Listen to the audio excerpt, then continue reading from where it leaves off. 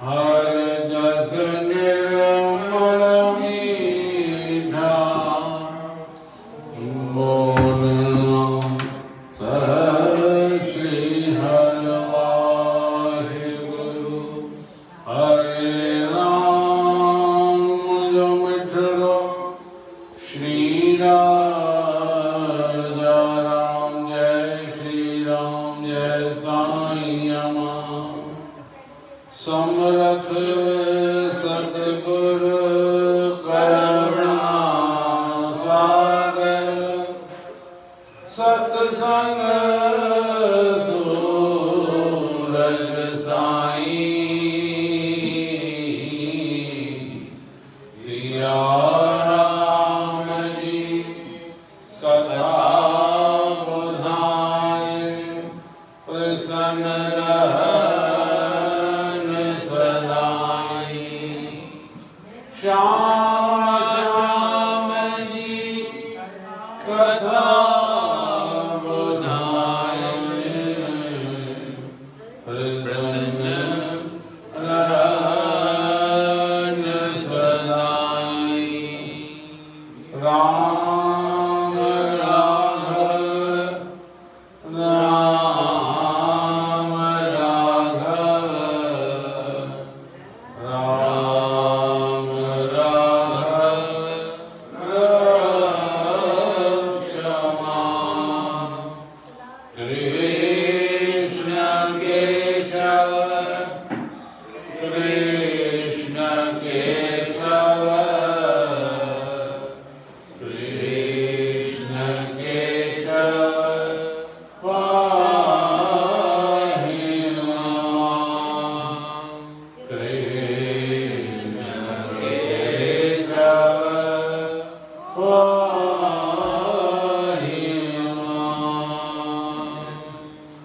एक ओंकार सतनाम करता पुरख निर्भव निर्वैर अकार मूरत अजूनी सैभं गुरु प्रसाद। अजूनी सैभं गुरु प्रसाद। जब आज सच जुगाद सच है भी सच। नानक होसी भी सच है भी सच। नानक होसी भी सच।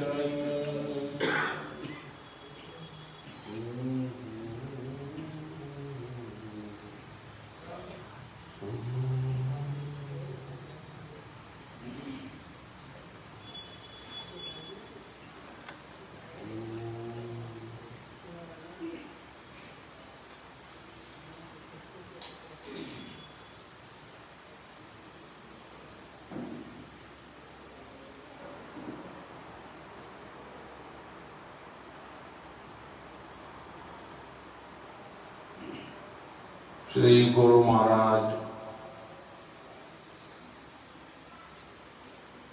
जीव जे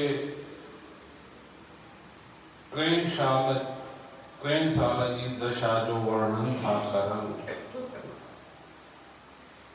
कि 3 साल में जीव जी कहिड़ी हालत हूंदी आहे। साल 3 थियो सेघ में सतगुरु जोड़ियो साज। भंवर मंझ भ्रमण लगो जूद मंझ त जहाज। बंदा बस करे छॾे उहाँ जो आवाज। बंदा बस करे छॾे उहाँ जो आवाज। रोअण जो आवाज हाणे बंदि करे छॾे। काल न चईंदो कंध ते जीअं तितर ते बाज गफलत मंझ गाफिल रहे नाज़ुक को करे नाज खेलन मंझ खोए छॾे उमर जो त अंदाज रांदि में ई ॿारनि जी 3 साले जी उमिरि में उनजो मन रांदि में लॻंदो आहे खुदीअ में खुद गर्ज थिए मन में रखी मिजाज दरी खोले दिल जी दिलवर दिस दस माज मिट्टीअ मां माण्हू थिए लालन रख लिहाज होत गजक संदो राज पेई दिस तूं पाण में होत गजक संदो राज पेई दिस तूं पाण में। चौथे साल जो हाल था ॿुधाइनि कि साल चौथों थियो चाह मूं चंचल थी पयो चित जपण ले जगदीश जे रखिए में हित भजन कर भगवान जो नाजिक निवड़ी नित जेरा बुक्यूं ओझरी जंहिं पैदा कयो पित केवलिया हाथी केरियो वदो न जंहिंजो वित कढी छद कलब मूं माया जो त ममत सतगुर जप सतनाम तूं रखी वीर विरत विख खाए वह जूध मूं अलख छदे अमृत ओ तूं रख हरिय सां हित छो माया मंझ मुंहिंजी पई होत रख हरिय सां हित छो माया मंझ मुंहिंजी पई। इहो जीव जी उमिरि जे हिसाब सां जीव जो ई हालत जेकी आहे न उहा बदिलंदी वेंदी आहे त इहो 6 साले ताईं गुरु महाराज जो ॿुधायूं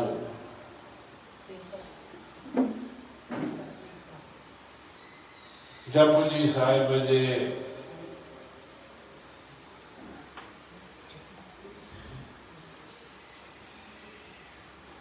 इन पौड़ीअ जी हिकिड़ी कथा था ॿुधाइनि सोचे सोच न हो वई जे सोचे लखवार जे सोचे लखवार। इन जो भाव इहो आहे कि ॿाहिरीं पवित्रता जे करे मन पवित्र नथो थिए।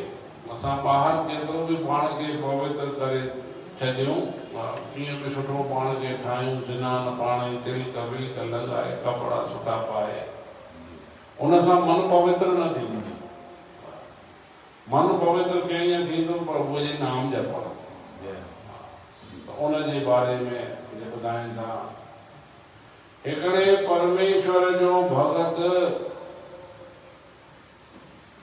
ॿाहिरीं सोच क्रिया साधारण कंदो हुयो। उनखे हिकिड़े ॾींहुं हिकिड़े महाकर्म कांडीअ पंडित गॾियो जंहिं चयोसि त भाई तूं धर्म शस्त्र सोच क्रिया कंदो कर तंहिं उन भगत चयो त जीअं धर्म शास्त्रनि जी रीत हुजे तीअं मूंखे सेखारियो त मां पटियल 1.25 मण मिटी घुराए तंहिंसां 21 दफ़ा हथ पेर ऐं सॼो बदन मूंखे मुंहुं सूधो भले हा मतलब चए थो कि मां पटियल 1.25 मण मिटी घुराए 1.25 मण मिटी घुराए करे तंहिंसां 21 दफ़ा असां त हिकु दफ़े में बि घणा त हिकु दफ़ो बि न कंदा आहिनि घणा त अहिड़ा बि आहिनि कि हर हथ थोरी मलबा आहिनि हिकु दफ़ो सुबुह जो मले छॾिबो आहे बसि इहो त अची वई कोरोना अची वई जो सभिनि खे हथ मलण सिखाए छॾियईं बारंबार त इहो ॿुधाइनि था कि 21 दफ़ा हथ पेर ऐं सॼो बदन मुंहुं सूधो मले ऐं जंहिं कर्म विधीअ में मंत्र लिखियल आहिनि तिन सां सॼे शरीर खे शुद्ध करे पोइ खूब गुरड़ियूं करण सां शरीर पवित्र थिए थो। तंहिं ते उन भगत पंडित जे चवण मूजिब जॾहिं जीअं जो तीअं कयो तॾहिं उन खां पुछई त हाणे मुंहिंजे शरीर ऐं मुंहुं पवित्र थियो आहे या न। पंडित इहो हुनखे ॿुधायो ईअं पवित्र थींदो आहे जी हा 21 मण मिटी घुराए त हिन कयो हुनजो चवणु मञे वरी उन खां पुछे थो हाणे मुंहिंजो शरीर ऐं मुंहुं पवित्र थियो आहे न या न थियो आहे। पंडित चयोसि त हाणे तुंहिंजो शरीर ऐं मुंहुं पवित्र आहे। तंहिं ते उन हिकिड़ी गुरड़ी पंडित जे बदन जे मथां कई चई न मां हाणे पवित्र आहियां त उन गुरड़ी करे उन पंडित जे मथां कयईं। पंडित ॾिसी करे बिल्कुलु क्रोधित थी वियो ऐं चयईंसि त मुंहिंजा सभु कपिड़ा ख़राब करे छॾियई जो मूंखे वरी धोइणा पवंदा ऐं सॼो शरीर बि अपवित्र करे विधे जो वरी सनानु करणो पवंदुमि। तंहिं ते उन चयुसि त जॾहिं तो चयो त हींअर मूं पवित्र थियो आहे तॾहिं मूं परखण लाइ तो ते गुरड़ी उछली जो जेकॾहिं मुंहिंजे मुंहुं पवित्र थियो त तूं वरी कीअं अपवित्र थिए तूं अपवित्र कीअं थी वएं ऐं जेकॾहिं तूं अपवित्र थिए त चइबो त मुंहिंजो मुंहुं अञा पवित्र न थियो आहे। तूं अगरि अपवित्र मुंहिंजे गुरड़ीअ सां थी वएं त इन जो मतिलबु त इहो ई आहे कि मुंहिंजो अञा मुंहुं पवित्र न थियो आहे। तंहिं ते पंडित पछताए चयुसि त हीउ शरीर वास्तव में शुद्ध नथो थी सघे छाकाणि त सॼो शरीर मांस मज्जा मेद रत ऐं बिंद वग़ैरह मलीन वस्तुनि जो ठहियल आहे। तंहिं करे उनजी ॿाहिरी सनानु आदि क्रिया साधारण करणु घुरिजे। ॿाहिरी जेकी बि आहे सनानु आदि क्रिया साधारण करणु घुरिजे। तंहिं ते गुरुजन फरमाइनि था त ॿाहिरी क्रिया करण करे माण्हूअ जो अंदर शुद्ध नथो थिए ऐं अंदर यानी मन खे शुद्धीअ खां सवाइ ही जीव कॾहिं बि शुद्ध नथो थी सघे। तंहिं करे ॿाहिरी क्रिया साधारण करणु घुरिजे। भगवत गीता में पाण श्री कृष्णचंद्र परमात्मा फरमायो आहे त युक्तिअ सां खाइणु विचारणु कर्म करणु सुम्हणु जागणु सभु समान ऐं युक्तिअ सां हुअणु घुरिजनि। युक्तिअ सां हुजणु खपे। असां पंहिंजी मर्ज़ीअ सां कंदा आहियूं ऐं न अति ऐं न बिल्कुलु थोरो यानी वाजिबी हुजणु खपे। इन बाबति हिकिड़े महात्मा चयो आहे इहो मतिलबु युक्तिअ जो मतिलबु था ॿुधाइनि भई युक्तिअ वांगुरु खाइणु युक्ति वीचारणु भई अति आहार जीअं असां कोई भी स्वादिष्ट शइ मिली वेंदी आहे त असां ज़रूरत खां वधीक खाईंदा आहियूं। खाई वठि अॼु त खाई वठि, मथां हाजमोला बि खाईंदासीं, उन ते बि फ़ाइदो न थियो त इनो पीअंदासीं। त अति आहार न करे ऐं आहार जे बिना बि न रहे। घणा चवंदा आहिनि असां आहार न कंदासीं, विर्त रखंदासीं, उहो जिद में कंदा त आहिनि पर उन्हनि जो ध्यानु सारो भोजन में रहंदो आहे, उन महिल उन्हनि जी भक्ति बि न थींदी आहे। आहार बिना बि न रहणु खपे। ऐं ॾिसजो जेतिरा आहार न रखंदा आहिनि, जंहिंजी उन्हनि खे सुभाणे 11 साल घणा आहार न खाईंदा, पर उन्हनि जो मन आहार में हूंदो कि जल्दी 11 से पूरी थिए त असां वरी कुझु माल पाणी खाऊं। यानी उहो ॾींहुं उन्हनि जो भजन जो चिंतन हलंदो, भॻवान में भजन न लॻंदो, भजन न थींदो। त आहार बिना बि न रहणु खपे। ऐं अति निद्रा भी जीव खे आलसी ठाहे। जेतिरी ज़रूरत हुजे ओतिरी असांखे पर्याप्त आहे। उन में पंहिंजी आदत अहिड़ी ठाहिजे भई एतिरा कलाक मूंखे सुम्हणो आहे, उन खां पोइ मूंखे पंहिंजो रूटीन करिणो आहे। अति निद्रा ऐं अति उपवास भी न रखे।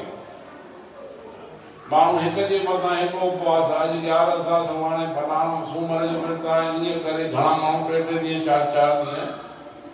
कॾहिं कॾहिं अहिड़ो संजोग सां अची वेंदो आहे, अहिड़ो समय 11 बि अची वई, गद वरी टीजड़ी बि अची वई, फलाण घणियूं ॻाल्हियूं अची वई।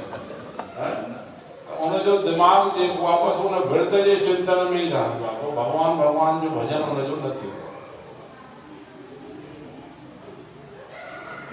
अति हासी अति चोप, त अति आहार खाधो असुल आहार खां सवाइ अति निंड या अति जागरण, उपवास अति जागरण भी न खपे। ऐं अति खिल ऐं अति चुप भी न हुजे। वधीक भी एतिरो खिलंदड़ सारो ॾींहुं खिलंदो रहे। घणा माण्हू खिलंदा ई रहंदा आहिनि सारो ॾींहुं, जॾहिं ॾिसो खिलंदा रहंदा आहिनि। अति खिल भी न हुजे ऐं अति चुप भी न हुजे। ज़रूरत हुजे उते ॻाल्हाइजे, उते खिलजे, ऐं बिल्कुलु चुप भी न हुजे जो कोई पुछे त असां चुप ई रहूं, गंभीर प्रवृत्ति न हुजे। इहे 6 निशानियूं मूर्ख जूं आहिनि। त इन करे इहो ॿुधायूं कि सोचे सोच न हो वई जे सोचे रखवा। टी साखी था ॿुधाइनि, हुक्मी उत्तम नीच। हुकुम जे करे उत्तम माण्हू नीच ऐं नीच माण्हू उत्तम थी वञे थो, हुकुम जे करे। तंहिं संबंध में ये साखी कि हिकिड़ो सेठ कंहिं वक़्तु घुमंदे घुमंदे इत्तेफ़ाक सां हिकिड़े वन में अची निकितो त उते हिकु तपस्वीअ जो घणे वक़्त खां तपस्या करे रहियो हुयो, जंहिंजो सॼो शरीर सुकी वियो हुयो। तंहिंजे तपस्या खे ॾिसी उन सेठ जी उन में पूर्ण श्रद्धा थी ऐं अर्ज़ु कयईं त साईं, मुंहिंजी हिकिड़ी कामना आहे, जा कृपा करे पूरी कयो। तपस्वीअ आसीस कयसि त चङो वञ, तुंहिंजी कामना पूरी थींदी। उन सेठ खे भी हिकु खूबसूरत स्त्रीअ जी प्राप्तीअ जी कामना हुई। कामना इहा ई हुई उनखे कि खूबसूरत स्त्रीअ जी मूंखे प्राप्ति थिए। सा उनखे प्राप्ति थी वई। तॾहिं उनखे तपस्वीअ वटि मथो टेकाइण लाइ वठी आयो। भाई तव्हांजी कृपा सां मुंहिंजी कामना पूरी थी आहे, तव्हां हिनखे आशीर्वाद दो, इन जी खूबसूरती कायम रहे।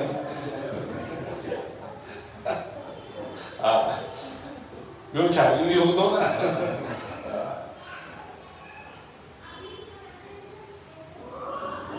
त तपस्वी वट जो मथो टेकाइण आयो, तपस्वी जो उनखे ॾिठो त तपस्वी मोहित थी वियो। तपस्वी मोहित थी वियो ऐं सेठ खे चवण लॻो त मां त तोखे ॿी बि वठी ॾींदो, मैं आशीर्वाद ई त ॾियणो आहे तोखे, इहा स्त्री मूंखे ॾेई वञ।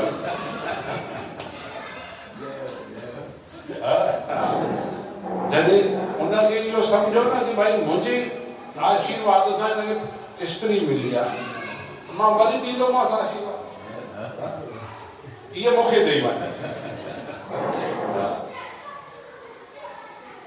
सेठ उहा पंहिंजी स्त्री तपस्वीअ खे अर्पण करे छॾी, जंहिंसां उहो खूब भोग विलास करण लॻो ऐं सेठ उन जे जाइ ते वञी पाण तपस्या करण लॻो ऐं मुक्ति पद खे हासिल कयो।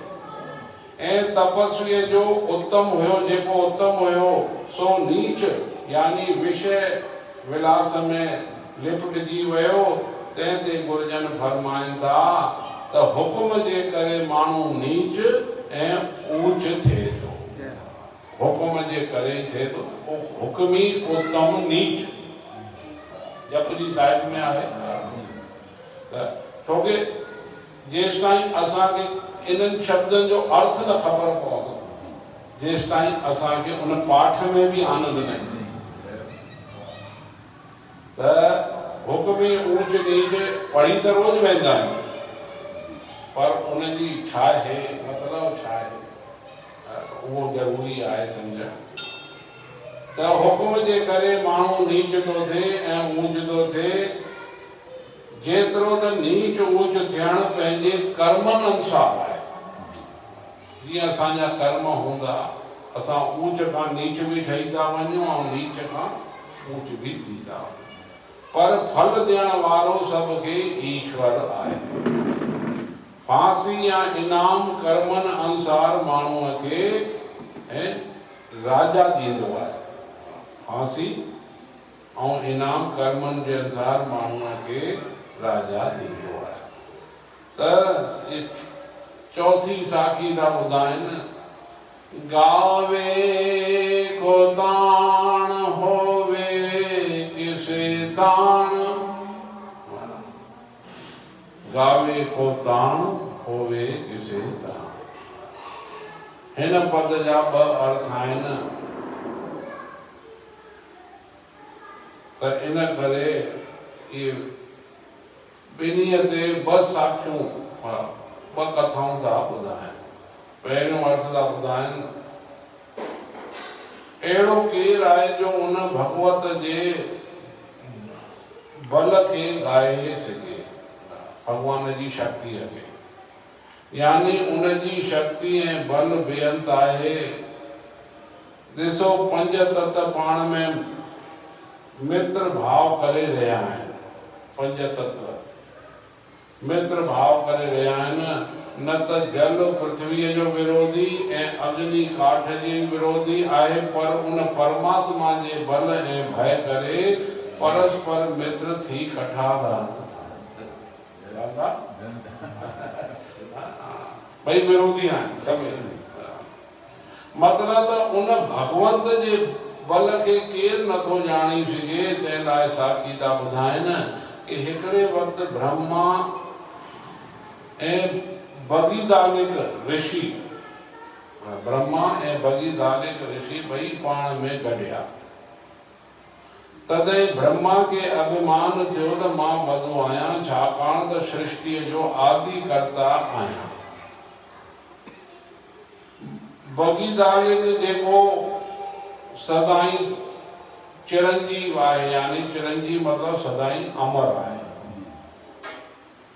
तंहिंखे अभिमान थियो त मां वॾो आहियां, छाकाणि त ब्रह्मा जे नास थियण वक़्तु बि मुंहिंजी देह नास नथी थिए। मां अमर आहियां। तॾहिं हरि परमात्मा वीचारियो त भई अभिमान जे अधीन आहिनि, सो हर जी अहंकार न भावई वेद कुक सुनावे। गुरु प्रमाण आए उन वक़्तु उन्हनि जे अभिमान दूर करण वास्ते पवन देवता के आज्ञा ॾिनी त हिननि खे मुंहिंजा रचियल ब्रह्मांड वञी ॾेखार त निरअभिमान इहे थियनि। सो पवन ॿिन्हिनि खे उॾाए करे ॿिए ब्रह्मांड में वठी वियो। पवन हवा जिते 8 मुखनि वारो ब्रह्मा हुयो, जंहिंखे हुननि ॿिन्हीअ जे अचण जी लोकनि वञी ख़बर ॾिनी। उते 8 मुखनि वारो ब्रह्मा हुयो, इहो त 4 मुखनि वारो हुयो, उते 8 मुखनि वारो। हा, बिग बॉस। त जंहिंखे हुननि ॿिन्ही जे अचण जी लोकनि वञी ख़बर ॾिनी कि आया आहिनि, तंहिं ते हुन ब्रह्मा चयो त इहो कूड़ो ब्रह्मा आहे ऐं मुंहिंजे बराबरि न आहे। तॾहिं पवन उनखे बि अभिमानी ॼाणी हुननि ॿिनि सां गॾु 3 ब्रह्मांड में वठी वियो। उनखे बि वठी वियो जिते 16 मुखनि वारो ब्रह्मा हो। तंहिं पाण ॿुधी चयो त इहे ॿई कूड़ा ब्रह्मा आहिनि ऐं मां सचो आहियां। तॾहिं पवन उनखे बि सभिनी सां गॾु उॾाए करे 4थे ब्रह्मांड में 32 मुखनि वारे ब्रह्मा वटि वठी विया। पर उन साॻी तरह अभिमान कयो। तॾहिं पवन उन्हनि खे बि सभिनी सां गॾु 5 ब्रह्मांड में 64 मुखनि वारे ब्रह्मा वटि वठी वियो। ईअं सभिनी खे अभिमानी ॼाणी अॻिते वेंदे वेंदे 1000 मुखनि वारे ब्रह्मा वटि वठी वियो। तॾहिं उन 1000 मुखनि वारे ब्रह्मा ॿुधो त घणेई ब्रह्मा हिकिड़े ऋषिअ सहित आया आहिनि। तॾहिं बिल्कुलु आनंद में भरिजी उन्हनि खे वठण लाइ वियो ऐं सभिनी जी स्तुति कई ऐं चवणु लॻो त मुंहिंजा धन्य भाग्य आहिनि जो तव्हीं महात्माऊं मुंहिंजे ब्रह्मांड में पधारिया आहियो। एतिरे में पवन वरी हिकदमि सभिनी खे पंहिंजे पंहिंजे ब्रह्मांड जे स्थान ते आणे ओचिते फिटी कयो। जो पाण खे पंहिंजे पंहिंजे स्थान ते ॾिसी सभु अजब में पइजी विया ऐं सभिनी जो अभिमान दूर थी वियो ऐं अचरज में पइजी विया त असां जातोसीं त असीं ई सॼी सृष्टिअ जा कर्ता आहियूं। पर ईश्वर जी माया अनंत आहे। तंहिं ते गुरुजन फरमाइनि था त उन प्रभुअ जे अनंत शक्तिअ खे ॼाणण में, उन अनंत शक्तिअ खे ॼाण ऐं ज़ाहिर करण लाइ केरु समर्थ आहे, अर्थात कोई भी कोन्हे। गावे को ताण होवे किसे ताण। भगवान जी लीला जी कंहिंखे भी ख़बर कोन्हे। ॿियो अर्थ था ॿुधाइनि हिनखे, इन जो ई गावे को ताण को, कि श्री कृष्ण भगवान जे अवतार में जॾहिं प्रभु नंद राजा ऐं गोकुल वासियुनि खे इंद्र जे पूजा करण खां मना कई ऐं चयऊं त इंद्र खे का बि सामर्थ न आहे ऐं बरसाति सभु ईश्वर वसाए थो। तॾहिं इंद्र अति बिल्कुलु कोप थी ऐं 56 करोड़ बादल खे आज्ञा कई त तव्हीं खूब बरसाति वसाए सॼो गोकुल शहर खे पाणीअ में लोड़े छॾियो। तंहिं ते उन्हनि हिकु हिकु मूर्तिअ जेॾो घड़ो वसायो, घड़ो जंहिंजे गोकुल वासी आनंद नंद ब्रह्मचंद परमात्मा जे चरणन ते किरी प्रार्थना करण लगा त हे दीन बंधु हिन वक्त इंद्र प्रलय करण तो चाहे सो तव्हां खां सवाइ ॿियो केरु रक्षक आहे। ते करुणा सागर परमात्मा गोवर्धन पहाड़ सॼो पंहिंजे चीच ते खणी बीठा जंहिं करे उन सां गोकुल जो सॼो शहर ढकिजी वियो ऐं बरसात जो समूचो जल उन पहाड़ तां किरी वञी यमुना नदीअ में पवण लॻो। इंद्र जॾहिं बराबर 7 ॾींहं खूब बरसात वसाई तॾहिं हारजी करे अची भक्त वत्सल ऐं दीन रक्षक प्रभुअ जे चरणन में किरी अपराध क्षमा करण लॻा। ते गुरुजन फरमाइनि था त उन जे बल खे ॻाइनि था जेको किथे किथे पाण ज़ाहिर कयो अथई जॾहिं हिरण्यकश्यप रावण आदि दैतन पृथ्वीअ खे दुख ॾिनो आहे तॾहिं जंहिं वक्त नारायण परमात्मा पंहिंजो बल ॾेखारियो आहे सो उहो भगवान जी महिमा पुराणनि ॻाई आहे। अहिड़ी तरह सॼी पौड़ीअ जा ये 2 अर्थ निकरन था कि गावे को ताण होवे किसे ना। बोल सतगुरु नानक देव की जय। उनके बाप साईं माती सदाई जय। शील सिंधु शोभा सदन कथा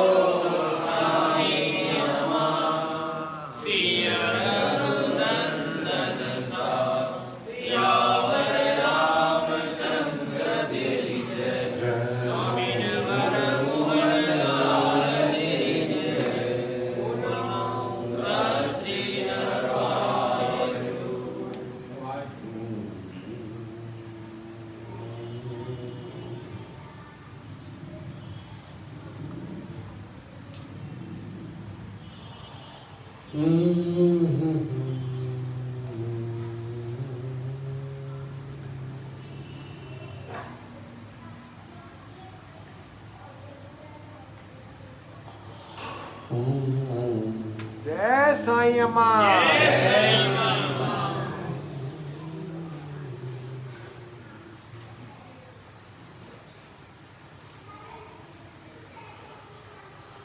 हे नाथ तुझे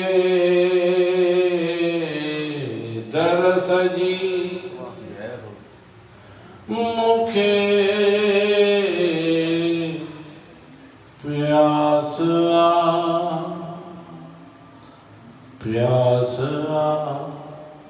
मुखे प्यास तेरी राह चरणन में याही आस याही आस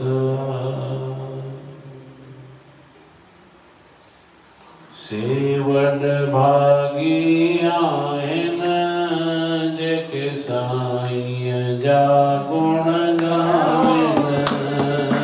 सेवड भागी आहिनि जेके साईं जा गुण गाइनि।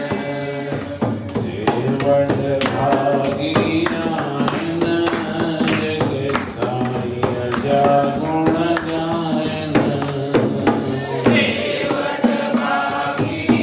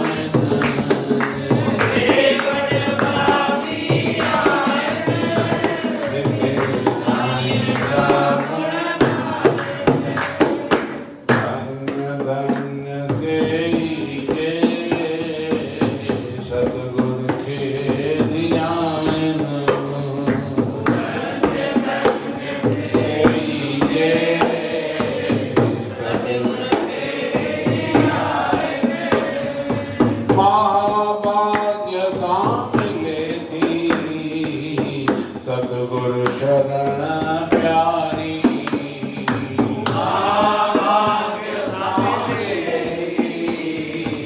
सतगुरु शरण प्यारी सेवा सिमरन सत्संग सांसे नित लिवड़ी नायन सेवा सिमरन सत्संग सांसे नित लिवड़ी नायन सेवट भागी आयन जगे साईं जा गुण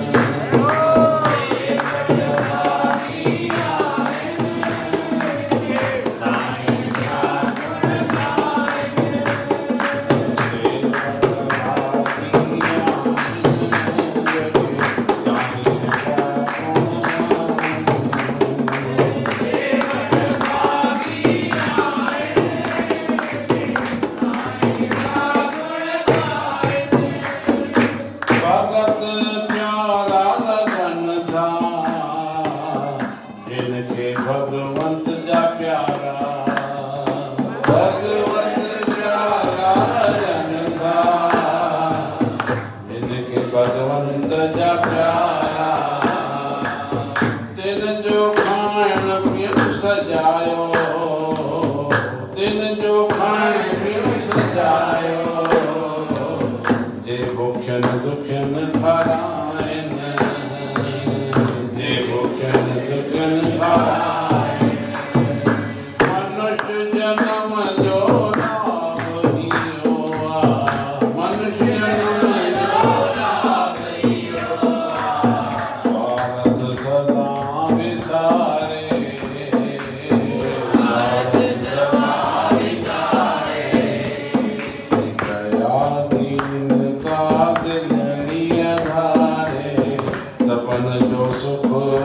चाइन दया दीनता दिलनी आधारे सपन जो सुख चाइन सपन जो सुख चाइन सपन जो सुख चाइन सेवट भागी आयन जगे साईं गुण गायन सेवट भागी आयन जगे साईं जा गुण गायन धन धन से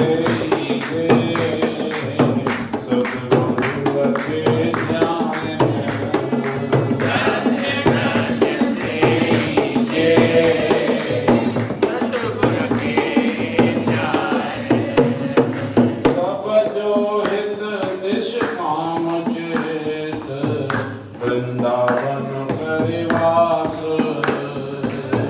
सब जो हित निष्काम चेत वृंदावन परिवास वृंदावन परिवास वृंदावन परिवास लाड़ लीला लजा वचन कनन में उदय मुख संसारायण लाड़ लीला लजा वचन कनन में उदय मुख संसारायण मुख संसारायण मुख संसारायण सेवट भागी आयन जगे साईं जा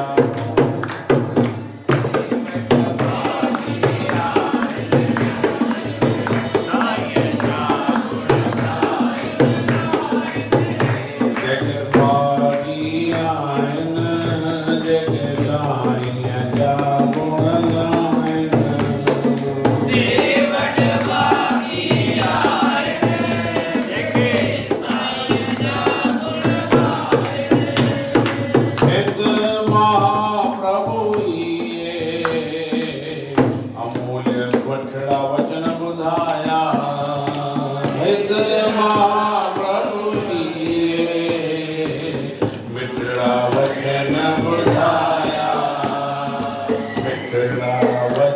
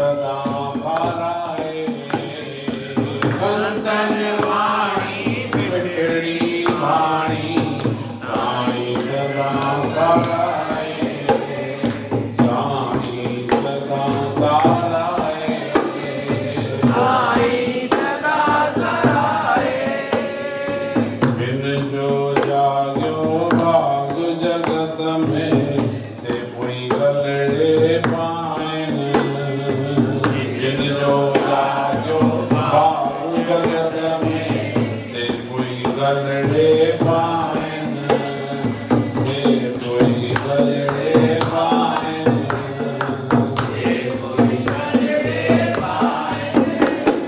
सेवद भागी आन जगे साईं दा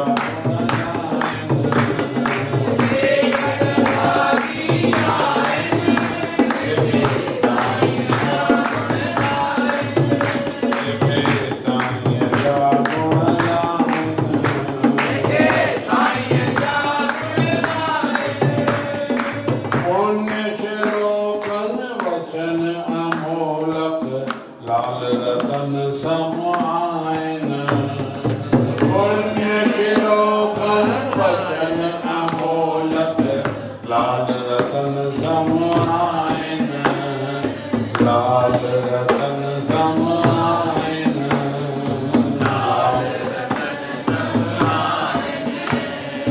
सुखमनी साहिब निये फरमाए गुरमुख ही हैं अडायन सुखमनी साहिब निये फरमाए गुरमुख ही हैं अडायन गुरमुख ही हैं अडायन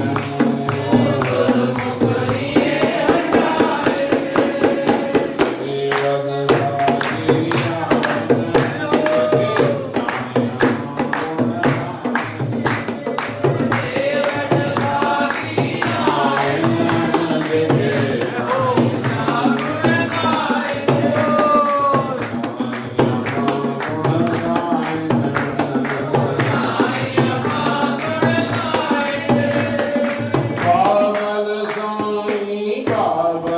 भागी बाबल साईं गाया बाबल साईं बाबल साईं बाबल साईं साईं मांगे साईं मांगे साईं मांगाया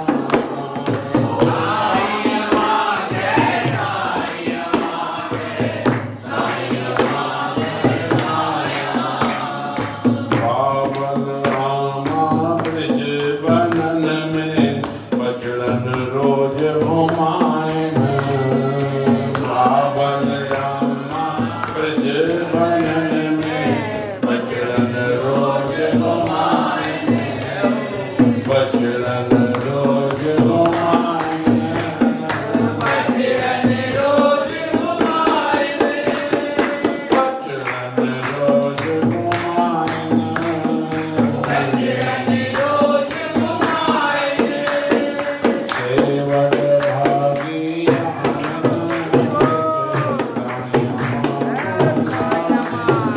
सेवद भागी आए जगे साईं दा गुण गाए साईं जा गुण जगे साईं दा गुण गाए धन दिया जगायन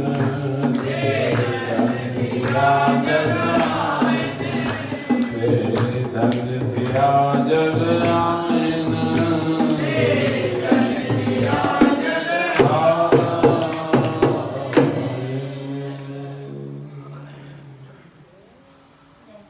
बोलना सत श्री हर वाहिगुरु सेवड भागी आहिन जेके साईं जा गुण गाइन जय हो धन्य धन्य से ही जे सतगुर खे ध्यान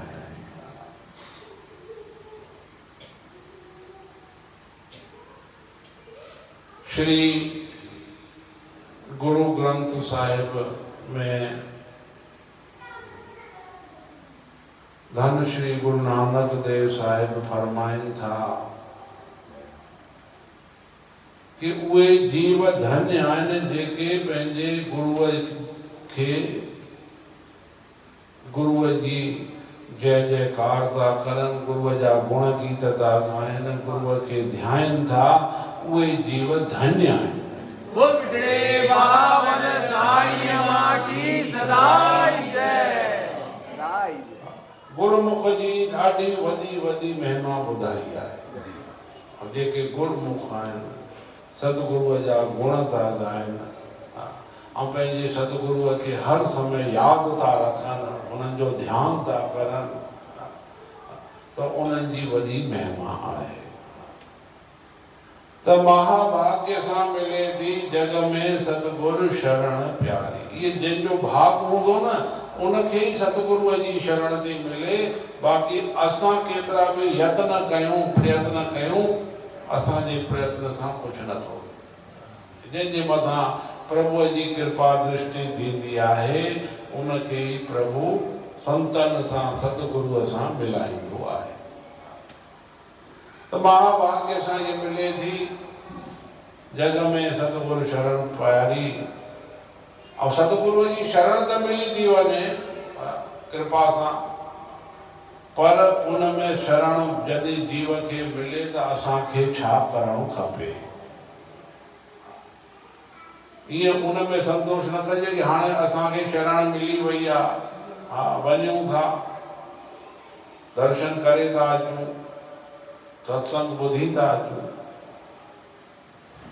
इते श्री गुरु नानक देव साहिब फरमाइनि था त सेवा सिमरन ऐं सत्संग सां नित लिवड़ी लाइ।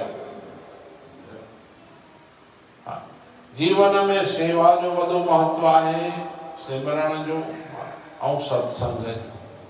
ये टे ई ॻाल्हियूं ॿुधायूं आहिनि। इहो असांजे जीवन में इन सां सम्झ असां प्रेम कयूं, लेवड़ी लायूं। कोई भी मौको मिले सेवा जो उनखे छॾिजे न, सेवा कजे। सेवा सां असांजो घणो ई कल्याण थींदो आहे। सेवा सां वॾा वॾा रोग निकिरी वेंदा आहिनि। असां सेवाऊं खां कीवाईंदा आहियूं। जेतिरो शरीर करे थो सघे ओतिरो त कयो। असां चुप करे वेही था रहूं, अरे मुंहिंजो शरीर ठीकु नथो कमु करे। अरे जेको करणो अथई तूं पंहिंजे जेतिरो तुंहिंजो शरीर करे थो सघे तूं प्रयत्न त कर। प्रयत्न कंदे त उनखे कहिड़ी देर थी लॻे जो तुंहिंजे शरीर जे रोगनि खे सही करे छॾे, शक्ति ॾेई छॾे। घणा अहिड़ा आहिनि सेवक जो केतिरी शरीर में तकलीफ़ आहे पर शेवा जे लाइ तत्पर आहे। उन्हनि खे जेॾी महिल उहे शेवा करण वेहनि था न, उन महिल उहो शरीर जो उन्हनि जो कष्ट जेको आहे उहो भुलिजी था वञनि। जो आहे जंहिंजो सेवा में मन थो लॻे न, पोइ उनजे शरीर में केतिरी बि तकलीफ़ हूंदी न, उहा शेवा जी लगन जेकी आहे उनजे अंदर जा दुख मिटाए थी छॾे। त सेवा सिमरण ऐं सत्संग सां जेके नित लिवड़ी लाइन उहे ई वॾभागी धन्य आहिनि, उहे ई वॾभागी आहिनि। तो भगत प्यारा लगन था जिनके भगवंत जा प्यारा। जिन जो इते ॿुधाइनि था त तिन जो खाइण पीअण सजायो जेके भुखियनि दुखियनि खाराइनि। जंहिंखे भगवान जा भगत प्यारा था लॻनि। असां संपर्क कयूं था केवल गुरुअ सां न, गुरुअ सां गॾु असांखे भगवान जा उन्हनि जा जेके भगत आहिनि, संगत आहे, उन सां बि असांजो प्यार थियणु खपे। जेके भगवान खे प्यारा आहिनि, भगवान जा घणा ई अहिड़ा गुप्त भगत आहिनि जेके संगत में ई वेठा हूंदा आहिनि। असां त वरी चवंदा आहियूं कोई वॾो सिंहासन ते वेठो हुजे असां उनखे ई प्रणाम कयूं न। भगवान जा भगत घणा हिते आहिनि। से भगत प्यारा लगन था जिनके भगवंत जा प्यारा। जेके भगवान जा प्यारा आहिनि उहे जेके प्यारा था लॻनि न उहे वॾा भागी आहे। ऐं उन्हनि जो ई खाइण पीअण सॼो आहे ऐं मतिलबु सजायो आहे। हा, जेको उहो खाइनि था पीअनि था सजायो उन्हनि जो आहे।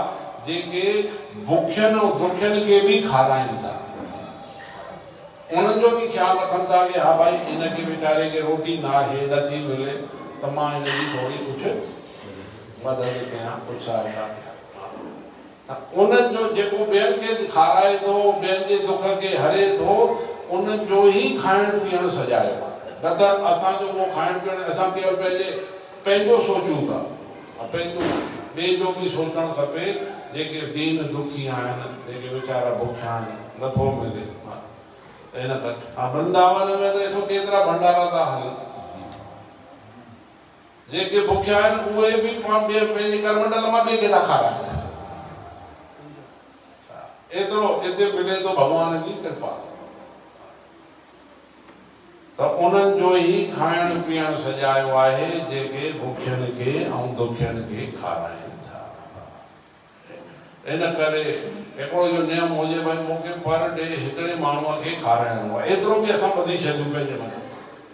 हिकिड़े माण्हूअ खे कोई बि हिकिड़े माण्हूअ जो कि असां हुनखे कुझु खारायूं, या कंहिंखे अहिड़ो अची वञे नज़र में कि हल हुनखे थोरो राशन पाणी वठी ईंदो, सोचंदासीं त भॻवान कराईंदो, ऐं सोचंदासीं न त कुझु न थियणो।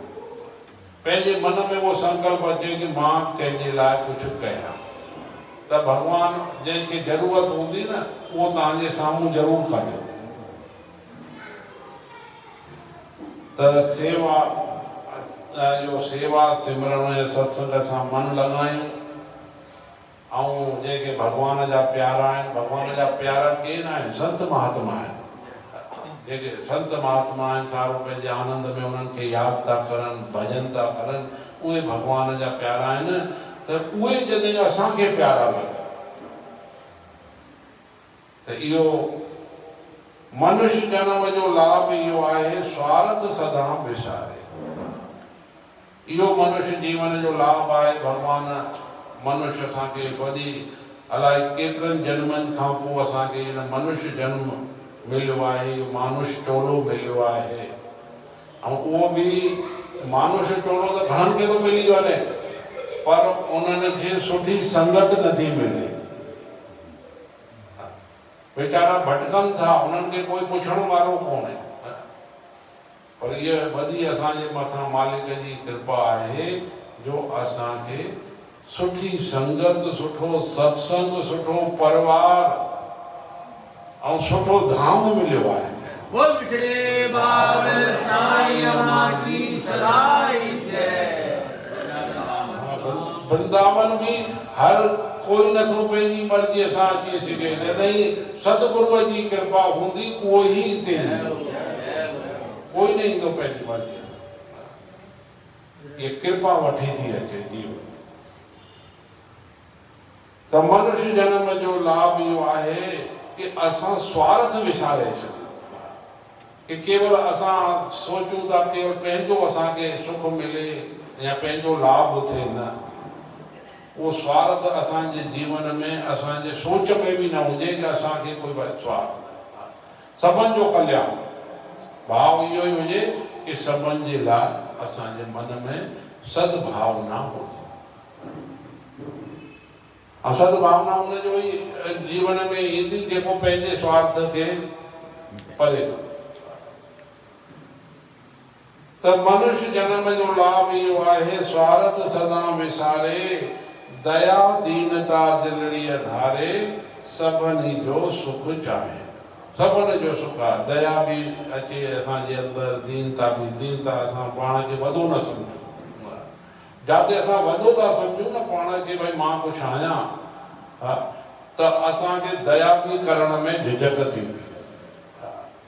त दया दीनता ईंदी, जॾहिं अंदरि असांजी दीनता ईंदी त दया बि ईंदी, ऐं मन में इहो भाव जागृत थींदो कि असां सभिनि जो सुख चाहियूं। कोई भी दुखी न रहे। अॻिते त प्रारब्ध आहे, हर कंहिंजे कर्मनि जो खेल आहे, पर असां पंहिंजे मन सां कंहिंजे लाइ बि कोई ग़लति भाव न रखूं।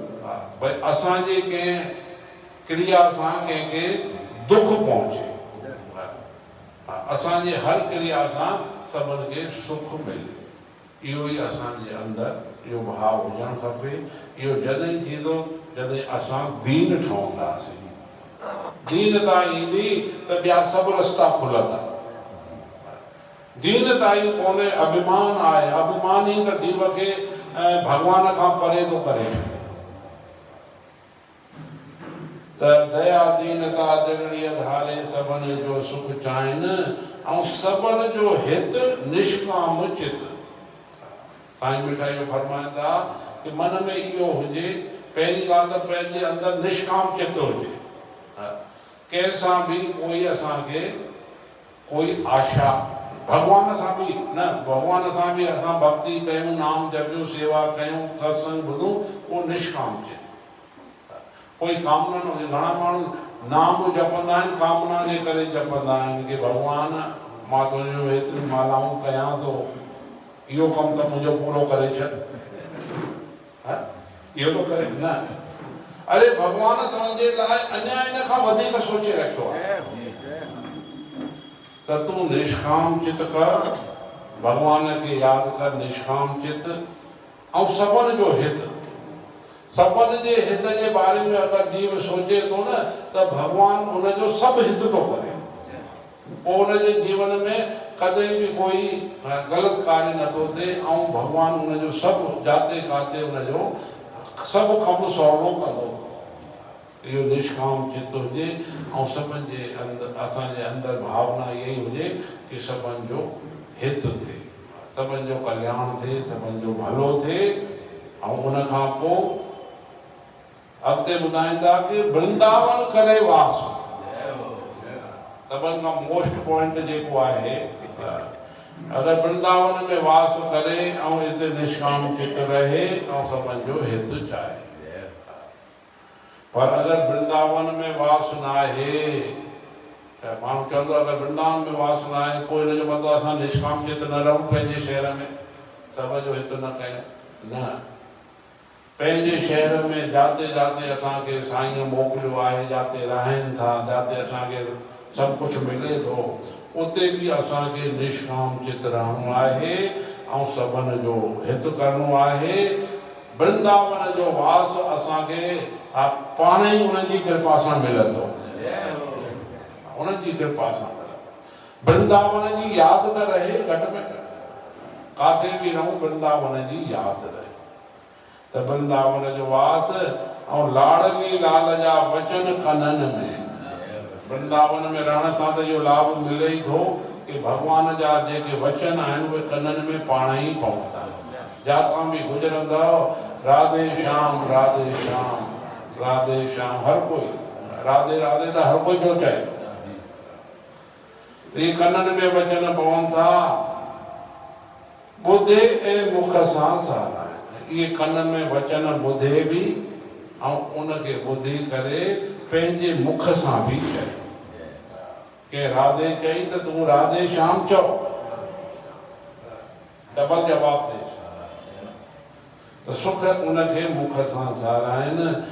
इहे हिते हरवंश महाप्रभुअ बि इहे अमूल्य वचन जेके आहिनि न, ॾाढा इहे ॿुधाया आहिनि।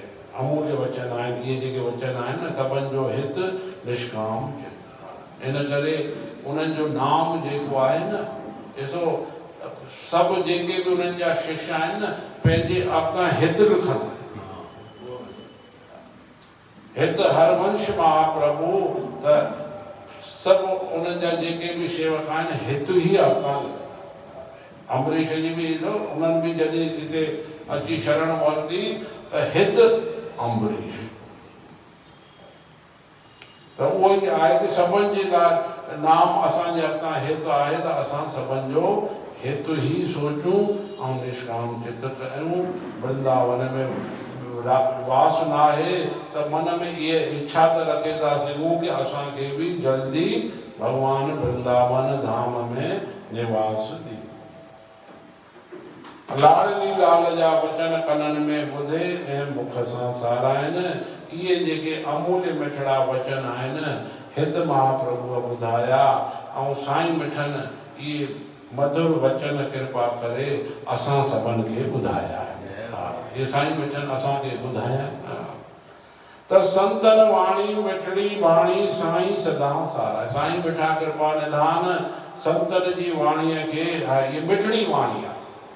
संतन जी जेकी भी वाणी आहे, संतन जा जेके भी मुख मां निकतल शब्द आहिनि न, इहे सभु मिठड़ा आहिनि ऐं साईं मिठा उन्हनि जी साराह कंदा आहिनि। जिन जो जाॻियो भाग जगत में से कोई गलड़े पाइनि। इन्हनि संतन जी वाणीअ खे जिन जो भाग जाॻंदो आहे न, उहे ई पुई करे गलड़े में पाईंदा आहिनि। पुई करे गलड़े में पाइण जो भाव इहो आहे कि इहे उहे जंहिंजो भाग्य जागृत थींदो आहे उहे ई संतन जी वाणीअ खे पंहिंजे अंदरि धारण कंदा आहिनि। हर हर उनखे उचारींदा आहिनि। गले में पुई पाइण जी माला पाइबी आहे, गले में इहे वचननि जी माला असां पंहिंजे अंदरि उनजो हर हर उनजो जाप कयूं, उन्हनि खे उचारियूं, उन्हनि खे यादि कयूं त जिन जो जाॻियो भाग जगत में से पुई गलड़े पाइनि। उहे पंहिंजे गलड़े में पाईंदा आहिनि,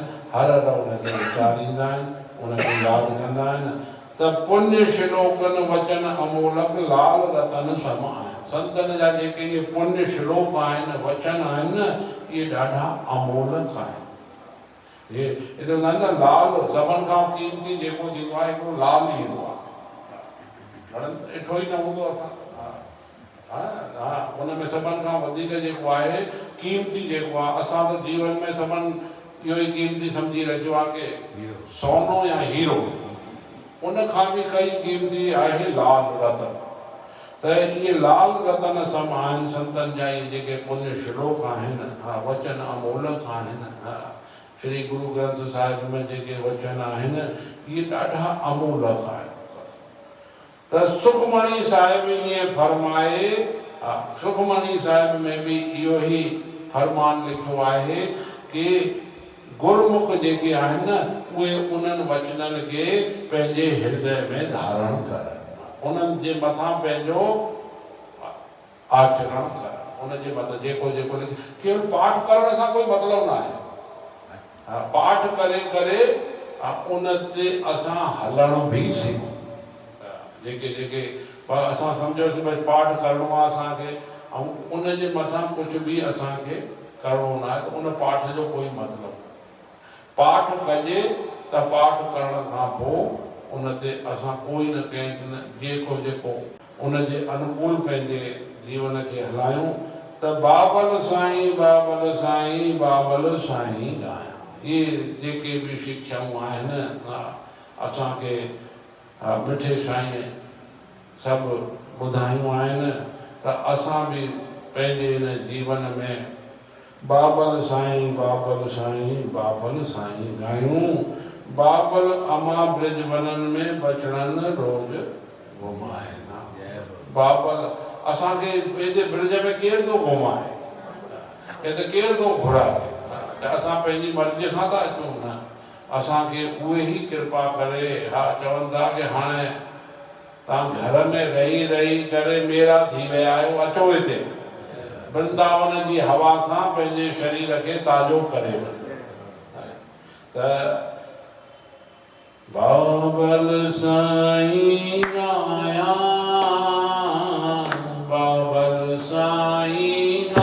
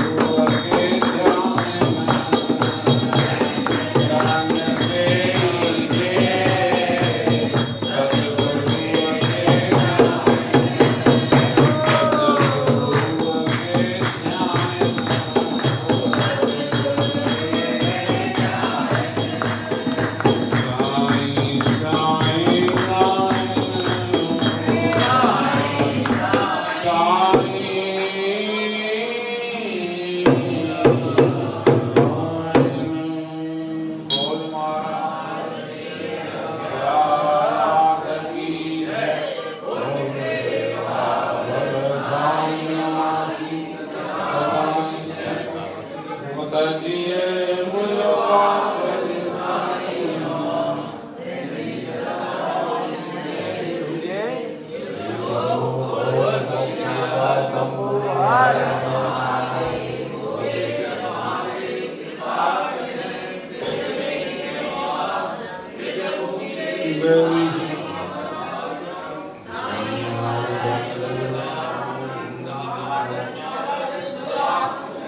साई साहब की, साई अब्बा की, सिया साहब की, सरपंच साहब की, राधे साहब की, सैदे उगलदी, सैदे सायदी, बेटे दादा नंदी, बेटे बाबा नंदी, नंदी, नंदी, गुरुदेव जी, गुरु बाबा जी, राधे दादा नंदी, जी सैदी शिवाजी सैदे राम जी सैदे राम जी गुणवास की दादा साई की दादा साई की साई शेर जी बेटी अम्मा जी सैदुकाम जी सदवताम जी सैदुकाम जी सदवताम जी साई सेठ की